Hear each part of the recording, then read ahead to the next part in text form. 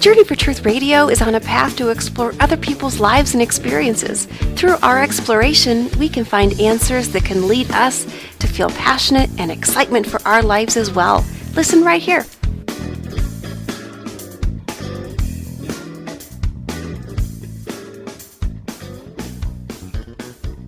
Hello and welcome to Journey for Truth on webtalkradio.net, always on demand and with many new episodes. Thank you for joining me. I'm Tami Urbanek, your host. A free resource for anyone who is wanting to create change is right on Facebook. If you're on Facebook already, or if you're thinking about joining Facebook, you can search and join the Integrating the Teachings of Jonah Facebook page. You can begin learning about the science of spirituality and the spirituality of science. My guest this week is Dr. Michael Perlman. He is the founder of Law of Attraction Journaling.com. Michael is a medical doctor and a psychiatrist with a passion for helping people achieve their pathway in life. Michael, welcome. Hi there, and thank you for having me on the program. Well, this is great, and it's a perfect time to introduce the concept of journaling to different individuals who may not have yet started that process. But first, what inspired you to address law of attraction in general?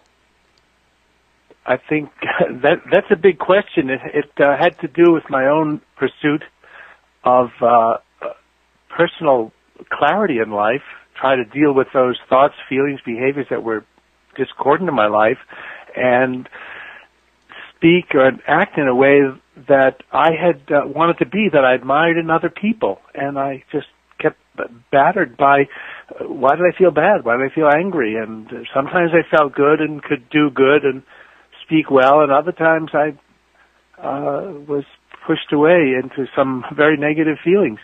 My pursuit led eventually to psychiatry as a practice, and I also had a journey through recognizing my own alcoholism and worked the 12 steps with that. So my work with patients also led me to understand, as patients become clearer of what's going on in their life, by literally writing them down, their thoughts, and we worked on it, magic things began to happen, not only for me personally, but my ability to become clearer in working with patients that became clearer through writing down their thoughts.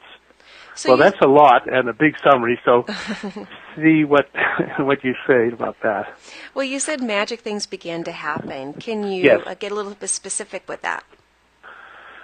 Well, I'll cite an example. I could talk about my own personal clarity that became magical when I realized there were two aspects to my being in this life. One had to do with my fundamental grounding in being conscious, awake, and present. Call it spiritually awakened, if you like, where everything seemed clear and pure and new. Mm-hmm. And on the other hand, I discerned there were some discordant thoughts and feelings that had to do with my old tapes, my identity, my human beingness, if you like. And the clearer I became about those two, through all sorts of disciplines, the freer I was. And with regards to the patients I worked with, as I worked with patients, it was hard to often understand where they were going. They're all over the place with their thoughts and feelings, and I was frankly getting headaches and confused. So I asked them, let's try to write down what you're saying and thinking. And we did that through basically a computer at the time, and they would dictate or write out their thoughts. We'd see it on the screen. And slowly the discordant thoughts that I took down and wrote, and they agreed this is what they thought, this is what they felt, we became clearer and clearer. And they started to say, yes, that's it. That's what I feel. That's what's going on. And what happened was the frustration, the fact that they were inside the whirlwind of their thoughts, dropped away for a moment. At that moment they said they became clear. It was magical in the sense that, as though they're outside the box of their thinking, their feeling, their despair. And then, in that clarity, it came to me to say, well, what else would you like to have? How would you like things to be? Mm-hmm. And we made a shift. So it sounds like you've helped transition or guide different individuals from being a victim of their thoughts and a victim of their feelings to feeling more empowered, to having the ability and the strength and the courage to change those. Absolutely. I like the term midwife, would be more apt, because through our journaling program and through my work with patients or clients, executives of all types, I simply help them see, and through writing it down, through journaling, what was not wanted in their lives. Mm-hmm. And put that literally in one structure, and the structure we call it the current reality, but it's your human beingness, what's not quite right yet, what's uncomfortable. And then in that moment of being clear about that, we write in another field, and the writing is simply a tool to see what we're thinking, but the experience, the knowledge of those words, of what's wanted and what's not wanted, starts to shape a palpable shift in people's or individuals' understanding of who and what they are. There's a famous quote by Chardin that we are not human beings trying to become spiritual. We're spiritual beings having a human experience. Yeah, and when people make that connection, everything changes. Mm-hmm. So your website is Law of Attraction Journaling, and so we're talking about .com, yes. And so we're talking about the process of journaling and how it can be very effective in identifying different thoughts and feelings, and then empowering yourself to change those painful patterns. How do you make the connection to the Law of Attraction concept? Well, this is also something that's very key, that we have, when we decided to call this Law of Attraction Journaling, we had done a great deal of research into what was working and what wasn't working about Law of Attraction presentations. And it was clear to us that no one ever taught people how to work with the Law of Attraction, such as The Secret or many other presenters. And what we found was missing, was that people weren't taught how to work with the Law of Attraction from presentations, and the primary reason they're not getting desired results is because they have not learned to effectively separate their heart's desires from their ego's desires. That is, their spiritual beingness from their human beingness. And the way to do that is absolutely be clear about what you're thinking and feeling, because that is what's attracting what's wanted and what's not wanted. And the journal and the hands-on guidance of the journaling is our way to offer that teaching where people can truly work with what's going on within them, the unique experience they're having, rather than some, all good and well teachers of Law of Attraction, but they're working from their own inner energy and information in a way that produces the results they're wanting. So in other words, you're helping people discern the difference between what they truly want from a heart level, from what they think they might want, and helping them bring that clarity. Because as you're saying, if you're not clear on what you want from a heart's desire, then you're going to be attracting something else, and then it's not going to match what you think you want, and then you feel disappointed. Okay, excellent. I completely agree. And now I do a lot of journaling. I typically try to journal every morning or sometimes in the early afternoon, and I use my notebook. So why do online journaling? Mm-hmm. Why? Okay. Well, there's nothing magic about online journaling. I would imagine that, and you can download the journal and copy and paste the template or work with it on your own computer or email program. The thing is that all it does, it allows you to move from one field to another. There's a way of shifting and looking at all the perspectives you're looking at a particular conversation you're having, and that using the journaling is also a way to use, let's say, called the word processor, that breakthrough where you could type and correct and edit as you go along. So it's a function that's omniflexible, moving you to able to write things, speak into things, edit those things, change them quickly, and then move to another perspective on that thought. Okay. And now you describe... go ahead. It's a unique way. It is not the only way. It's just simply available. It's encrypted. But sure, there are other ways you could do it at home without signing on and keep it as confidential as you like. Mm-hmm. Oh, definitely. Everyone has their own preference in journaling. I prefer to use a notebook, but some people definitely prefer to type. You describe 4 steps of journaling. Let's begin with step 1. What is that?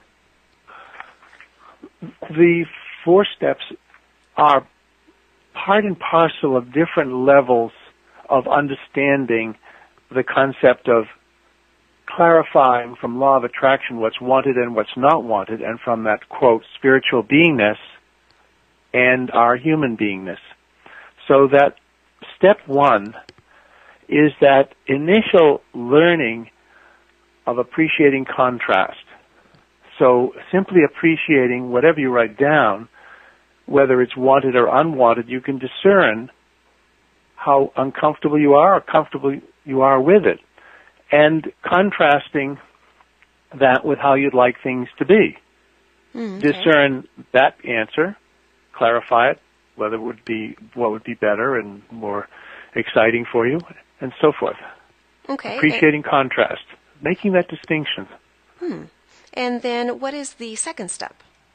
The second step is being clear.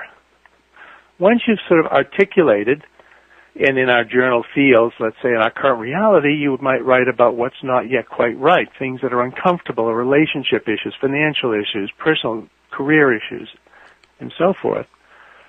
You explore them in as honest a way as you can to tell the truth about what's not yet quite right, what's uncomfortable, and get to the point where you're clear. I'm clear that I'm unhappy. I'm clear that I'm angry. I'm clear that my relationship is broken. And then, in that clarity, being clear, what opens up is how would I like things to be?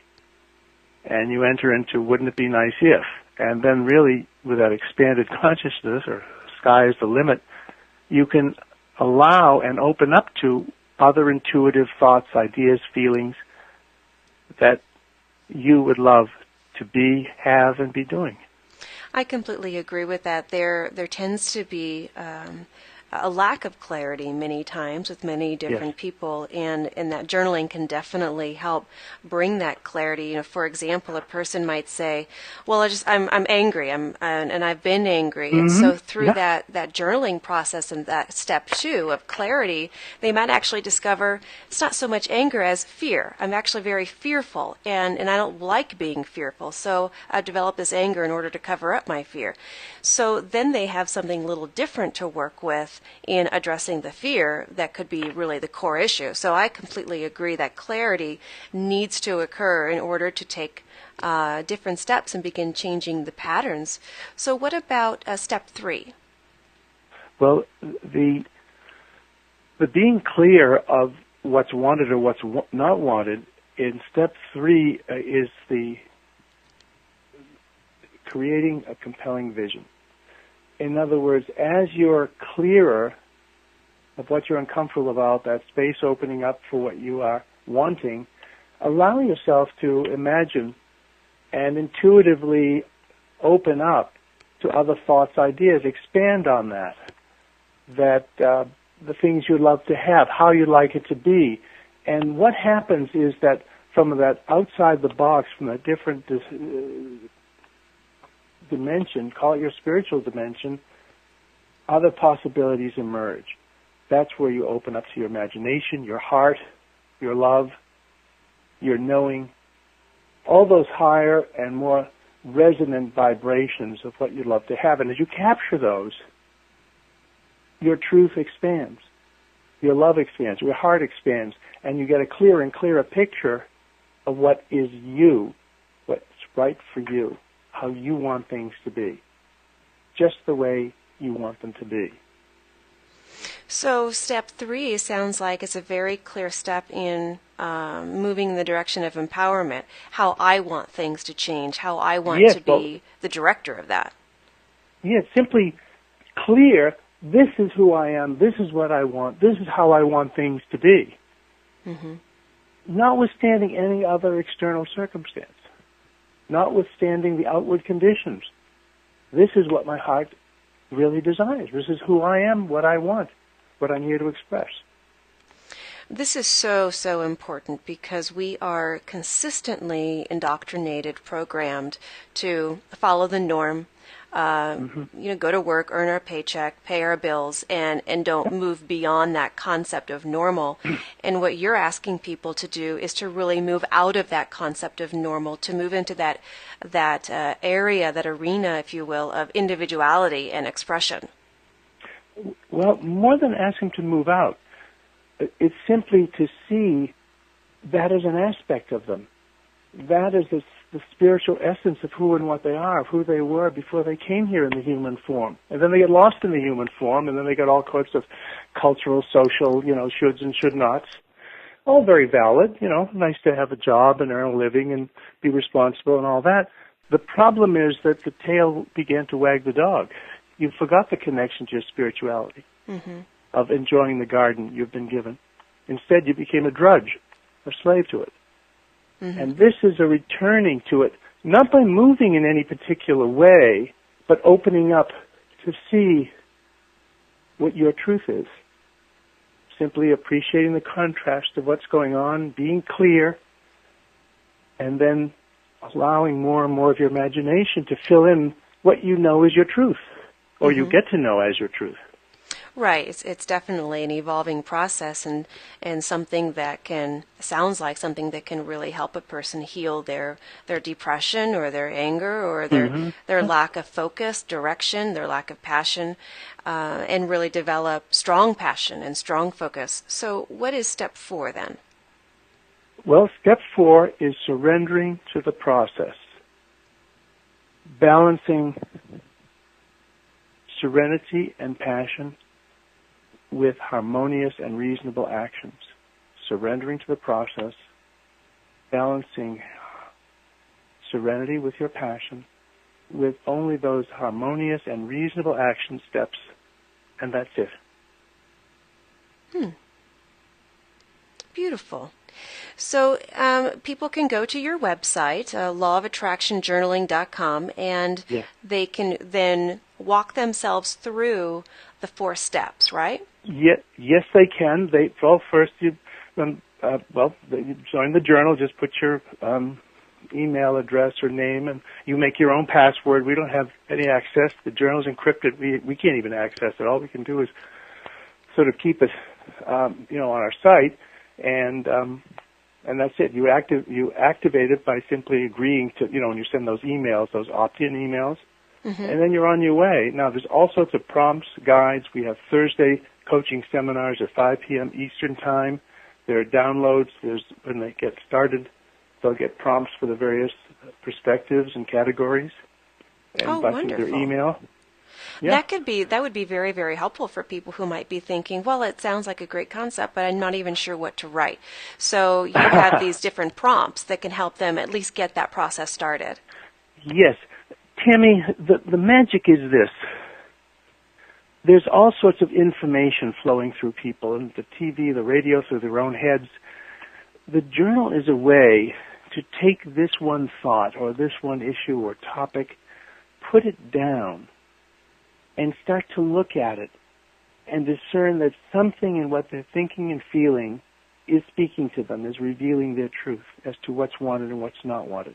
And as they gently edit it here or there, delete or add, shift from different perspective to different perspective, they realize that power is always already within them, in the energy of information and information of what they think and feel.